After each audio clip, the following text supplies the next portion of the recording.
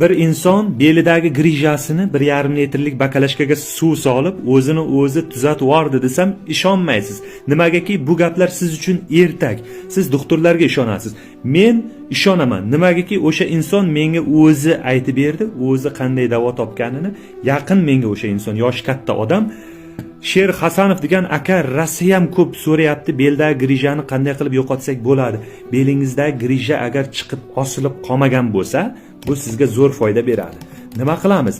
Boring apparatga tushing, belingizda grija bor ekan desa, asta keling. Dori ukollarni urib, o'zingizni o'zingiz qiynamang. 1,5 litrlik bakalashkaga mana shuncha qilib iliq suv soling. Shu ushlasangiz qo'lingizga yoqadi-ku.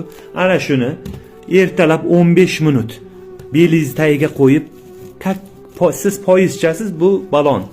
Mana shunday qilib mashq qiling, qo'lingiz, oyog'ingiz yordami orqali 5 minut qiling, terga botib ketasiz. Men qilib ko'rdim. Kechqurun 15 minut, ertalab 15 minut. Kak fizaratga. Sal qizib olgandan keyin belga qo'yib dumalaysiz. 10 kun qiling. Agar og'riq qolmasa 15 kun qiling. 2 haftada belingizda og'rig'i yo'q bo'lib ketadi. Borib apparatga tushib ko'ring, ishonmasangiz.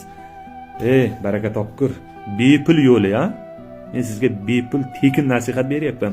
Qilib ko'ring, 1,5 litrlik bakalashka iliq suv solib, bel tagiga qo'yib fizaratga